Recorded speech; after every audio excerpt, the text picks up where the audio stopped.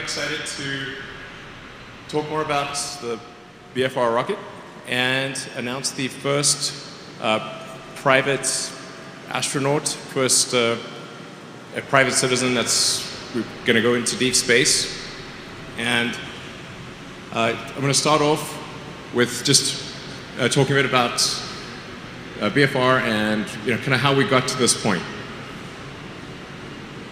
So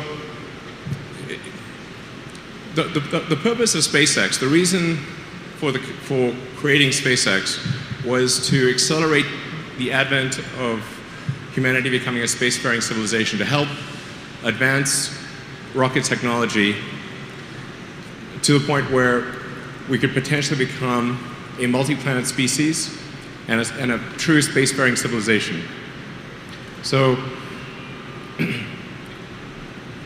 as we consider sort of the fossil record, the history of civilization, it's important to bear in mind, like, there could be some natural event or some man-made event that ends civilization as we know it, or in life as we know it. And so it's important that we try to become a multi-planet civilization, extend life beyond Earth, and to do so as quickly as we can. That window of opportunity may be open for a long time, or it may be open for a short time, but we should not assume that it is open for a long time. We should take action and become a multi-planet civilization as soon as possible. And that's kind of like the defensive reason. And I do want to emphasize it's multi-planetary, not single planet, but somewhere else. We want to become a multi-planet civilization, have life on Mars, Moon, maybe Venus, the moons of Jupiter, throughout the solar system, and then ultimately extend life beyond the solar system to other star systems. But I think that's the future that's incredibly exciting. I think that's the future that we want. And there's so many things that make people sad or depressed about the future, but I think becoming a spacefaring civilization is one of those things that makes you excited about the future, makes you excited to get up in the morning. Like, this is something that you can look forward to. That makes you glad to be a human being.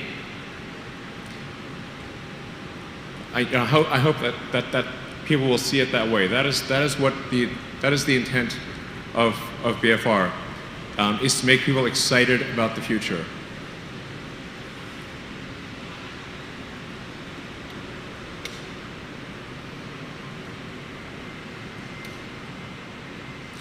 So this is sort of an illustration of what it would be like on Mars base.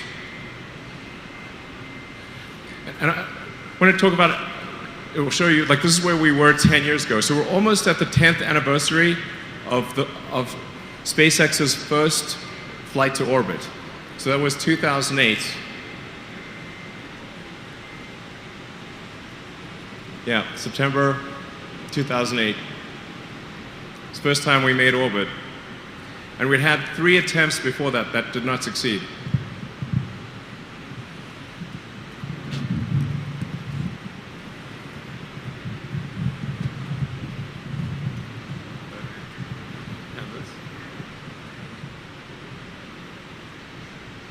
It's hot in here.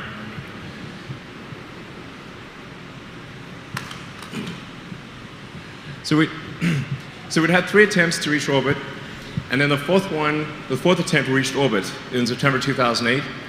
And if we had not reached orbit on that attempt, the SpaceX would not exist.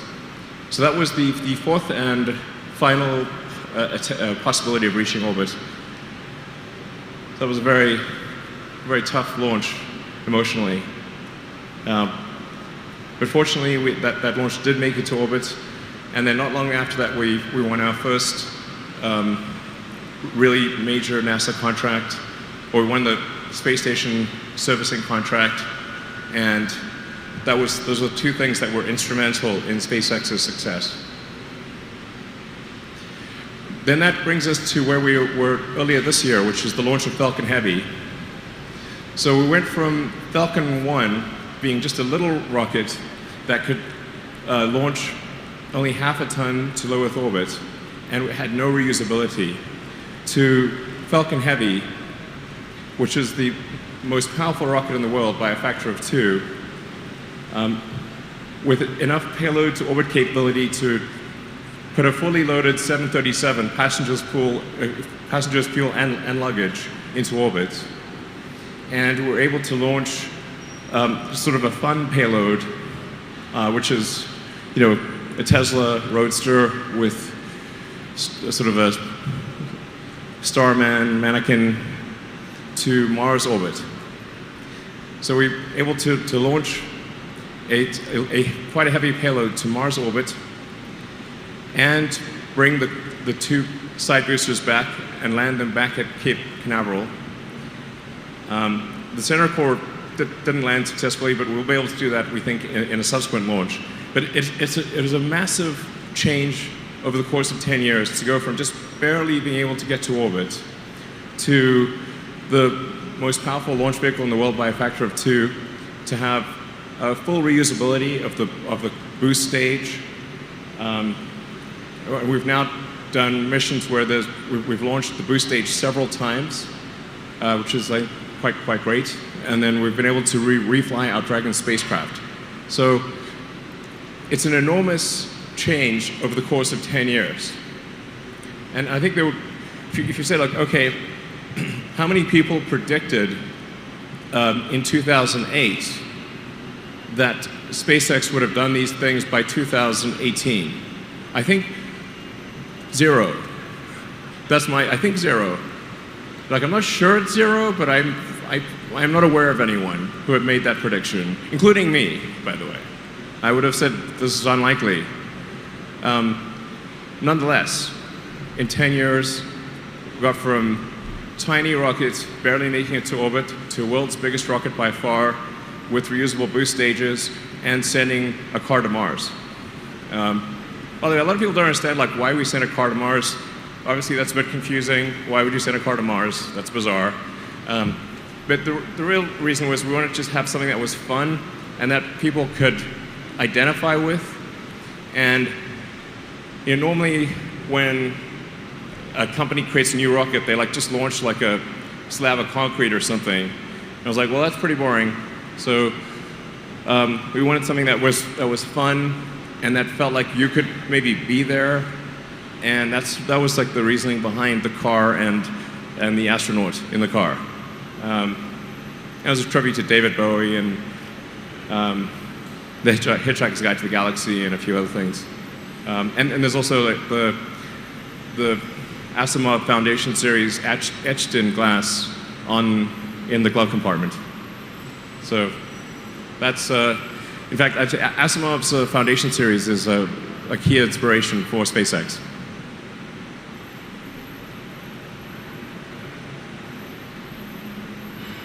So just an update on BFR itself.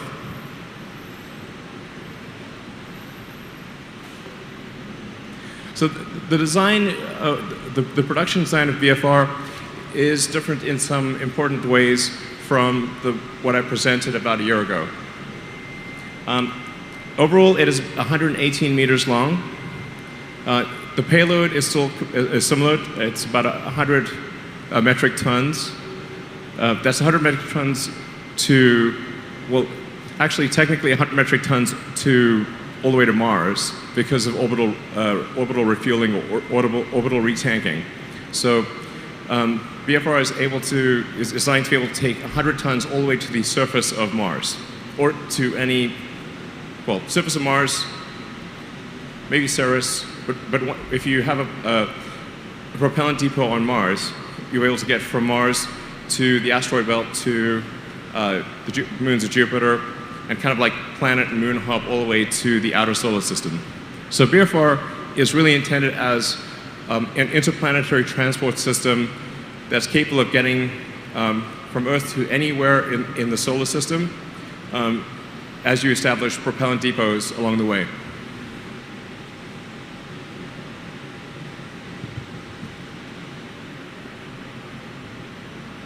Yeah. So we've increase the payload section to be over 1,000 cubic meters. I think it'll probably end up being something around 1,100 cubic meters. There are forward actuated fins and rear actuated fins. The way that BFR flies is somewhat counterintuitive. If you apply your sort of normal intuition, it will not make sense. I'll try to illustrate that in this presentation.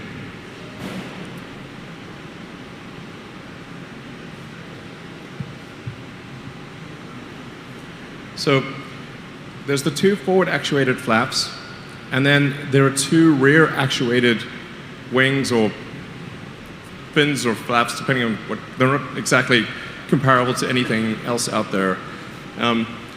But you kind of want four control surfaces to be able to control the vehicle through a wide range of atmospheric densities and velocities. So the way it operates is kind of more like a skydiver than an aircraft. Almost the entire time when it's re-entering, it is just trying to brake. It's just trying to stop. So it's doing everything it can to shed velocity while distributing that force over the most amount of surface area possible. So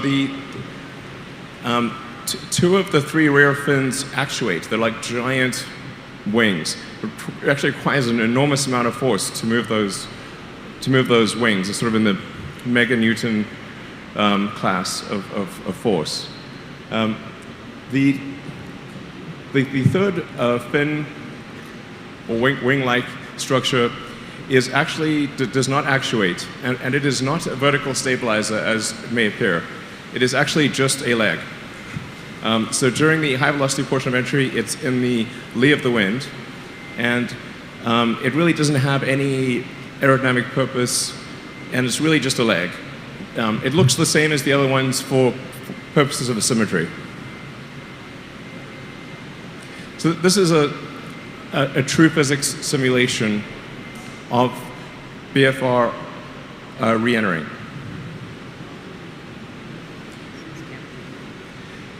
So it is mostly just coming in like this. At a very high angle of attack. In fact, one of the things that, for the general public, is a tricky thing to understand is that orbit means you're zooming around the Earth at a very high speed.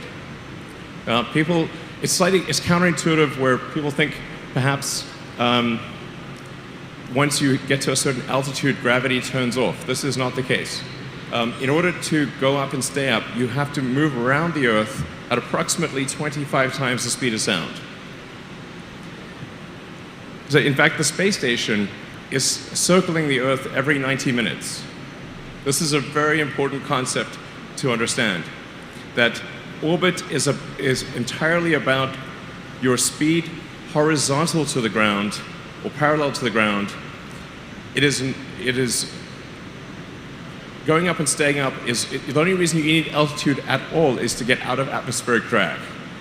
So if Earth didn't have an atmosphere, you could orbit 1 meter or like 3.28 feet above the ground, no problem. Well, a little dodgy, but it's technically possible. So yeah, if you looked at that simulation, it might be worth playing that again, actually.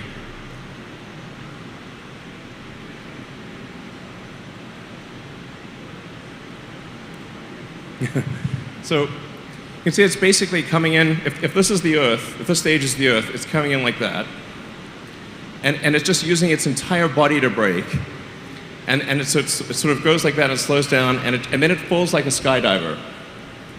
And then it rights itself, fires the engine, and lands on the fins. I mean, this will look really epic in person. It looks like guaranteed to be exciting.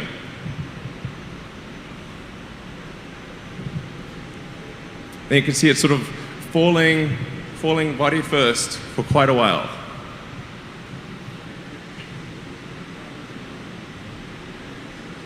And it's really quite gentle. You're just sort of falling at terminal velocity for quite a long time. Very gentle fall, just sort of like floating down.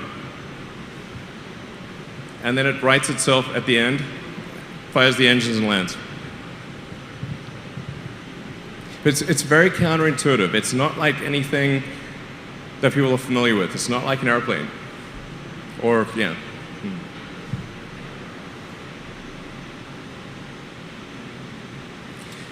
And then obviously, if you're landing on the moon, you don't need any aerodynamic surfaces at all, because there's no air. You just need thrusters.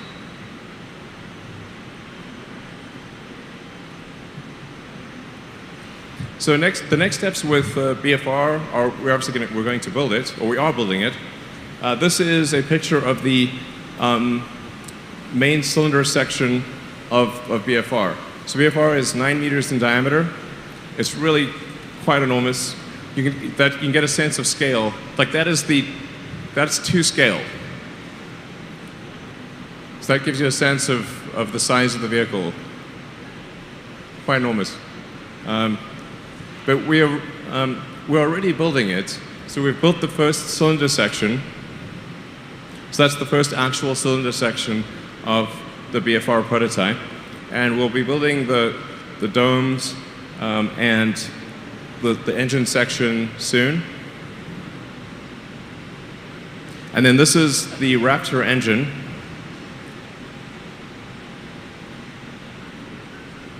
So this is the Raptor engine that will power BFR, both the ship and the booster. It's the same engine. And this is approximately a 200-ton thrust engine that's aiming for roughly a 300 bar or 300 atmosphere chamber pressure. And depending upon, if you have it at a high expansion ratio, has the potential to have a specific impulse above 380. But it's a stage combustion, full flow, gas.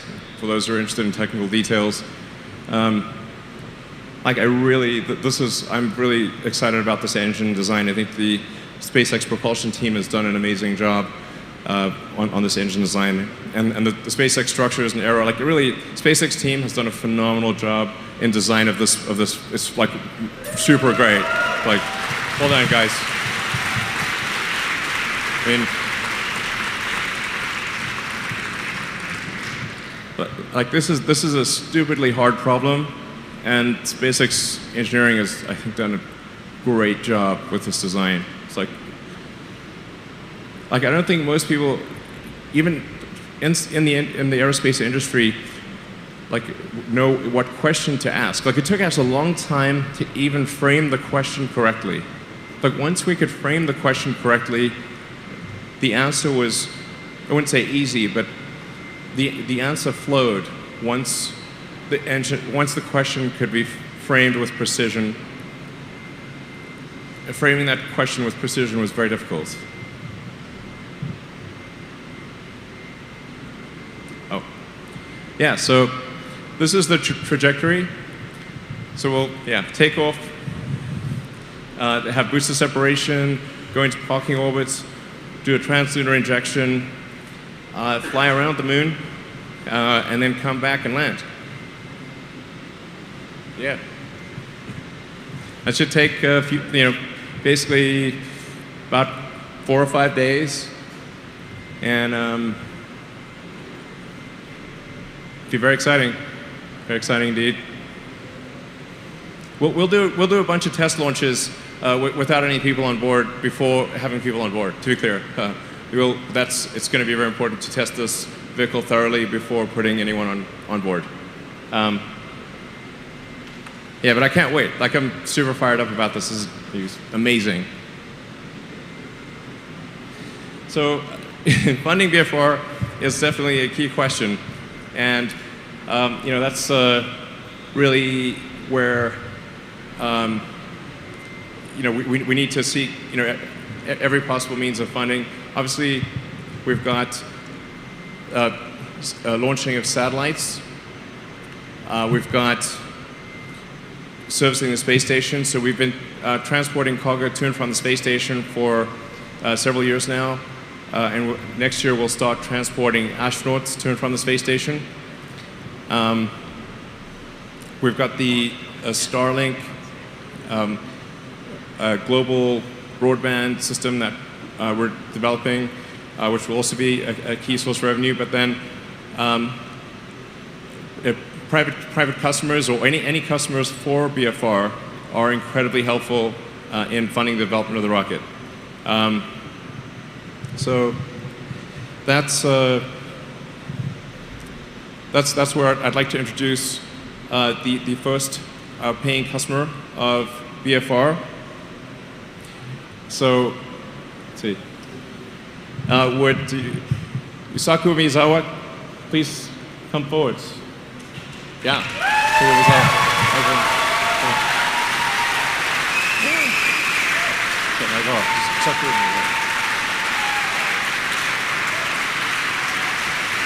Okay.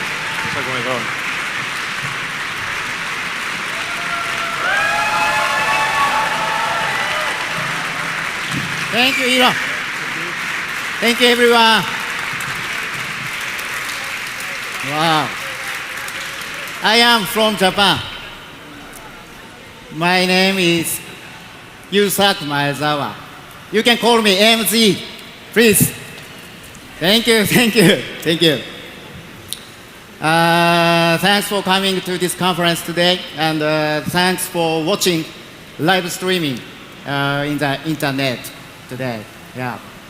Finally, I can tell you that I choose to go to the moon. Yeah. Finally, I can say I'm very glad to be here, and I'm really exciting and really honored, really appreciate to be able to share this announcement with you and people all over the world. Before talking about the moon and this project, I'd like to introduce myself a little bit, okay? Yeah. Oh, I cannot speak English very well, so please listen carefully, please. Yeah. You can see next photo. This is me.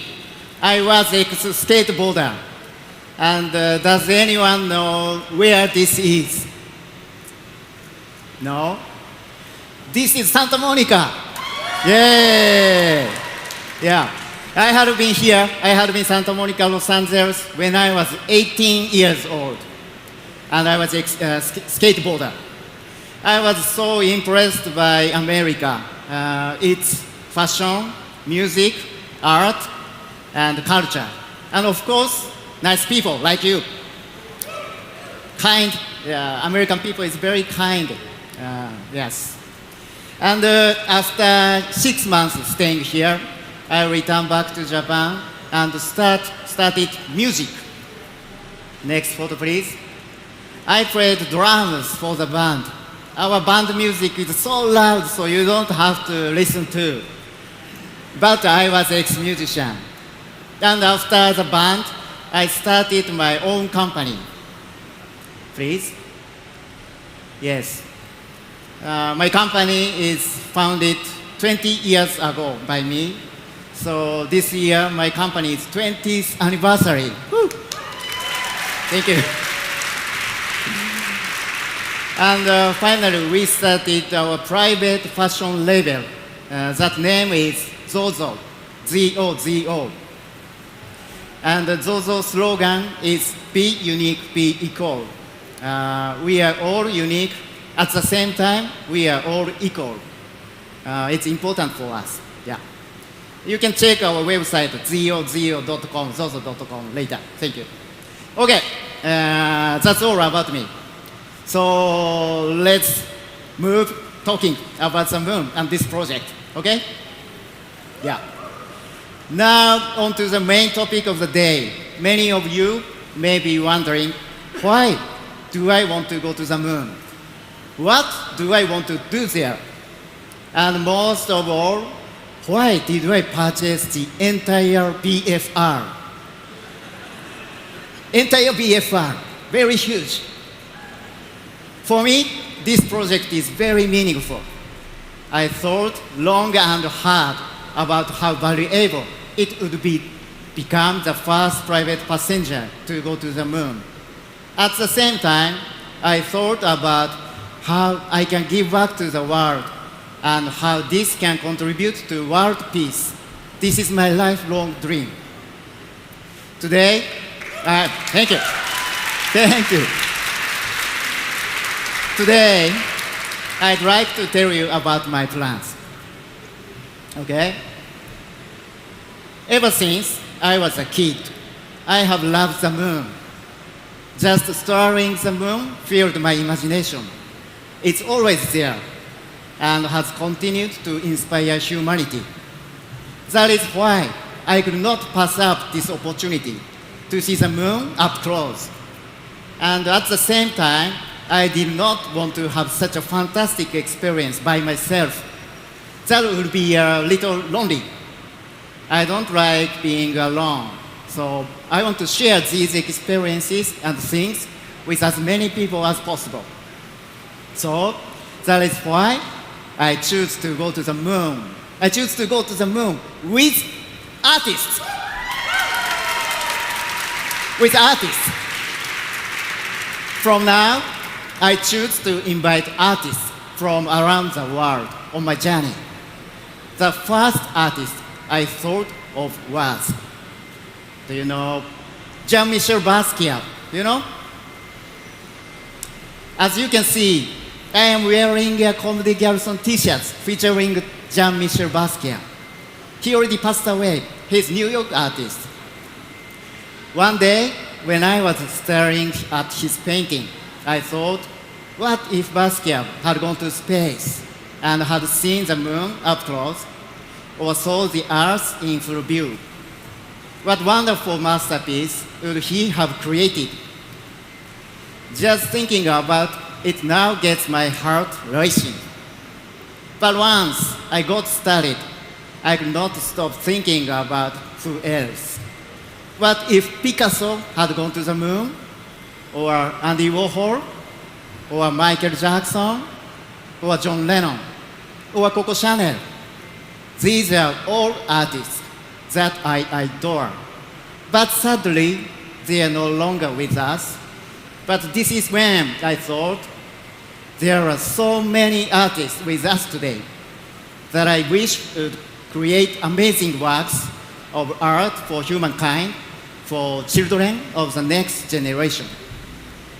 And I wished very much that such artists could go to space, see the moon up close, and the Earth in full view, and create works that reflect their experience. This is a project that I designed and named dearMoon. Yeah. I'd like to introduce details about dearMoon. In 2023, as the host, I'd like to invite 6 to 8 artists from around the world to join me on this mission to the moon. These artists will be asked to create something after they return to Earth. And these masterpieces will inspire the dreamer within all of us. Needless to say, we have always been inspired by the moon. Take, for example, Beethoven's Moonlight Sonata, or Van Gogh's The Starry Night, and the Beatles' Mr. Moonlight. These are countless number of works that have been inspired the moon all around the world. Through the ages, the moon has filled our imagination. And with utmost love and respect for the moon, our planet's constant partner, I named this project dearMoon.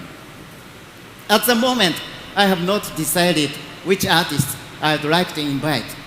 But if possible, I would like to reach out to top artists that represent our planet from various fields, including painters, sculptors, photographers, musicians, film directors, fashion designers, architects, etc. Luckily, we still have some time before 2023, so I hope to work very closely with SpaceX team and to research out to each artist personally. By the way, if you should hear from me, please say yes and accept my invitation. Please don't say no. Okay. In any case, there is still a lot that I cannot announce today. Sorry. So I will continue to provide regular updates. We have also created a special website for dearMoon, which will go live after the press conference. So please take a look. Domain will be dearMoon.earth. dearMoon.earth. Please check out. And I will also keep posting on my social media accounts. So please follow my accounts as well. Okay, so what did you think about this project? Oh. Thank you. Thank you. I was so nervous because my English is poor, but I am glad I got through it. Thank you. And I hope my English was not too painful to listen to. Lastly, to give you a summary of what I just tried to describe about the dearMoon. You can see the video from now, please. The Japanese entrepreneur Yusaku Maezawa, a globally renowned art collector who believes art has the power to promote world peace. Thank you very much. And thank you, Elon, and the SpaceX team for making today possible. I'm very exciting. Thank you very much. That's all. Thank you.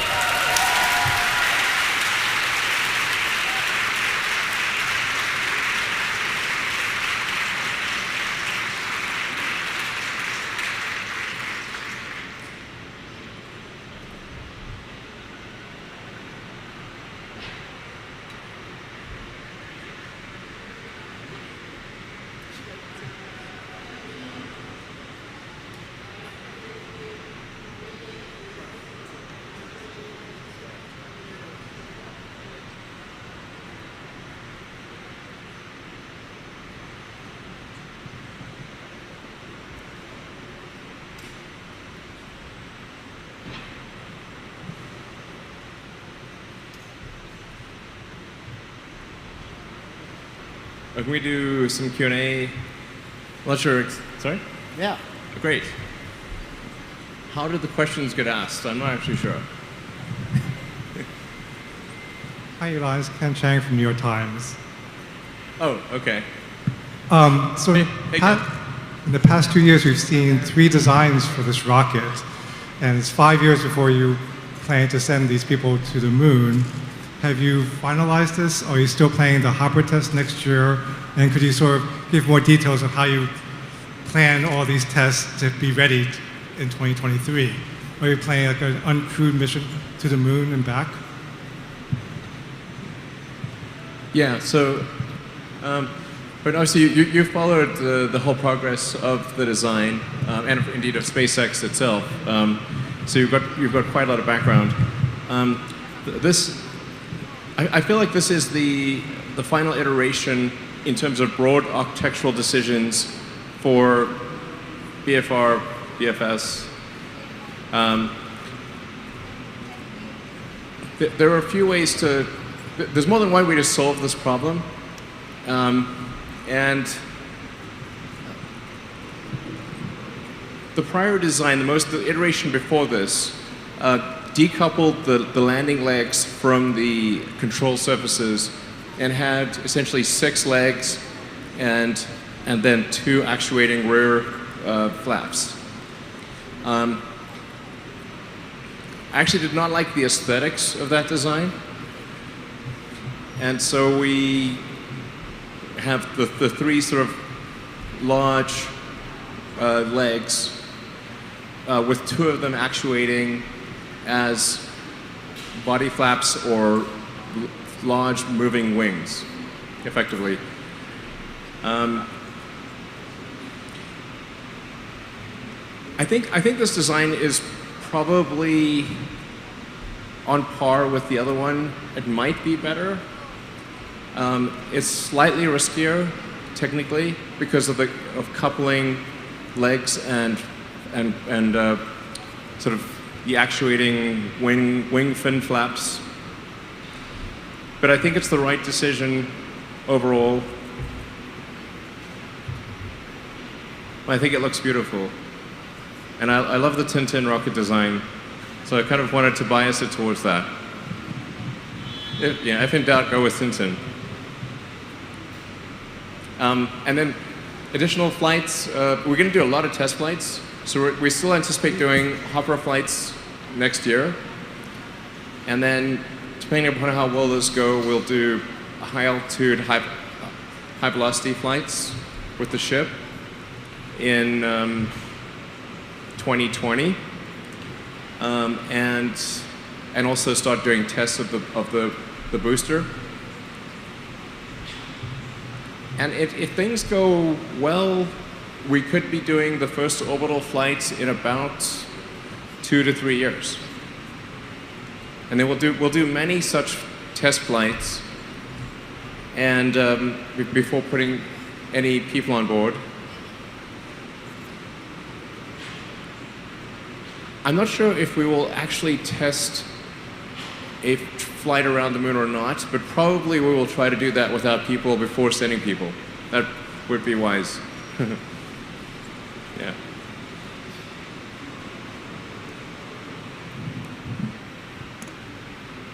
Hi, I'm Toshi Ogata from the Japanese newspaper called Asahi Shimbun. Mr. Musk, you chose a Japanese citizen for the first passenger. Well, he chose us. What? Oh, okay. But what's your message behind that? The first passenger was a Japanese citizen instead of U.S. citizen or the rest of the world. What's your message to the rest of the world through this announcement? Well, he is I think, the bravest person and the most willing to do so. And he was the best adventurer, I think. He stepped forward to do it. To be clear, this is, it's really, we're honored that he would choose us. This is not us choosing him. Yeah, I would defer to comments. Maybe you would like to make some comments, but he's a very brave person to do this. And because he is paying, a lot of money, we're not disclosing the amount, but he is paying a lot of money that will help with the development of this ship and booster. And ultimately, this system, this BFR system, is intended to be able to carry anyone to orbit and to the moon and to Mars. And so he is ultimately helping pay for the average citizen to be able to travel to other planets. It's a great thing. Yeah.